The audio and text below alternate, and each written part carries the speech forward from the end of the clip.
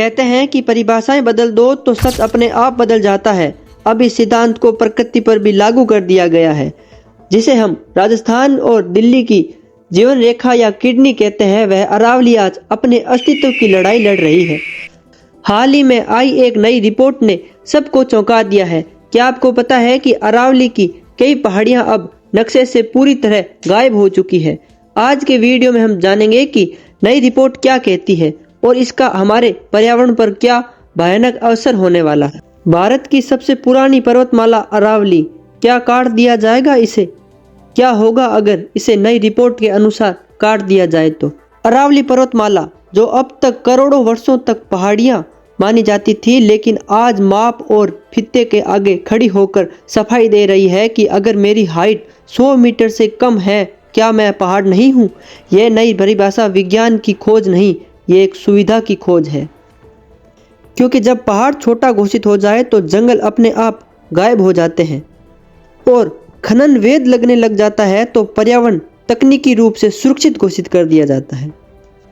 क्या गर्म हवाएं ये पूछती है कि जिस पहाड़ से मैं टकरा रही हूँ वो 100 मीटर का है या 80 मीटर का? पर नई परिभाषाएं कहती है कि प्रकृति अब नियमों से नहीं, नोटिफिकेशन से चलेगी। राजस्थान में अरावली की छोटी छोटी पहाड़ियाँ भूजल की अंतिम शरण है। उन्हीं पर गांवों का पानी टिका है, उन्हीं से हरियाली जन्म लेती है। लेकिन अब नई रिपोर्ट के अनुसार अब पर्याप्त ऊंचाई नहीं रखती, इसलिए इसे बचाना पर्याप्त आवश्यक नहीं रहा। अरावली सिर्फ राजस्थान की संपत्ति नहीं है, यह उत्तर भारत की जल ढाल है। लेकिन नई परिभाषा ने इस ढाल को टुकड़ों में बांट दिया है।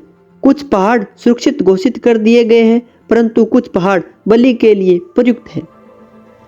अब मरुस्थल को भी फैलने में आसानी हो जाएगी, क्योंकि उसे फैलने से रोकने के लिए जो दीवार थी उसे और भी छोटा कर दिया जाएगा। दिल्ली, हरियाणा, पश्चिम उत्तर प्रदेश अब भौगोलिक दूरी पर स्थित है, परंतु जलवायु की दूरी पर नहीं। सबसे बड़ा व्यंग्य यह है कि इस नई परिभाषा में पर्यावरण नहीं बदला, केवल शब्द ही बदले हैं। और शब्द बदलते हैं तो जंगल गायब, जानवर गायब, पानी नीचे, तापमान ऊपर। यह परिभाषा विकास के नाम पर एक विनाश है। यह राजस्थान में ही नहीं, पूरे भारत में फैलाने की एक कला है। अगर मैं बात करूं हाल ही में जो सुप्रीम कोर्ट में सुनवाई हुई है, उसमें केंद्र सरकार द्वारा की गई प्रस्तावित एक परिभाषा को स्वीकार किया गया है। चलिए जानते हैं कि केंद्र सरकार की वह कौन सी परिभाषा है। नंबर 1, जिस भूभाग की ऊंचाई आसपास के धरातल से 100 मीटर से अधिक है वो ही अरावली हिल माना जाएगा। और दूसरा मुख्य बिंदु, दो पहाड़ों के बीच की दूरी यदि 500 मीटर के दायरे में स्थित है तो उसे ही अरावली की रेंज कहा जाएगा। मैं आपकी जानकारी के लिए बता दूं कि राजस्थान में 90% से अधिक पहाड़ियां 100 मीटर से कम ऊंचाई की है। इसका अर्थ है कि यह 90% पहाड़ियां परिभाषा से बाहर हो गई है। इसका तात्पर्य अब इनका संरक्षण भी नहीं होगा। और इसका तात्पर्य एक यह भी है कि राजस्थान की 8 या 9% पहाड़ियां ही नई परिभाषा के अंतर्गत आएगी। यह बात इसलिए महत्वपूर्ण है क्योंकि अरावली का सबसे बड़ा भाग राजस्थान में ही स्थित है। अब सवाल यह है कि अगर अरावली इस प्रकार काटेगी तो क्या होगा? अगर ऐसा होगा तो राजस्थान में मरुस्थल का खतरा बढ़ जाएगा। अरावली मरुस्थल के विस्तार को रोकती है। अरावली की ऊंचाई घटने से प्रदेश में मानसून सिस्टम प्रभावित हो सकता है। प्रदेश में मानसून के जरिए होने वाली बारिश काफी कम हो जाएगी। ऐसी स्थिति से प्रदेश में ज़्यादा रेगिस्तान बढ़ने की संभावना बढ़ जाएगी। प्रदेश में गर्म हवाएं व्यापक हो जाएगी। बंगाल की खाड़ी से आने वाले मानसून कम हो जाएगा। भूकंप के आने की संभावना बढ़ेगी। अरावली से निकलने वाली नदियां समाप्त हो जाएगी। कृषि क्षेत्र पूरी तरह से प्रभावित होगा। भौगोलिक दशाओं और जलवायु पर इसका विपरीत प्रभाव पड़ेगा।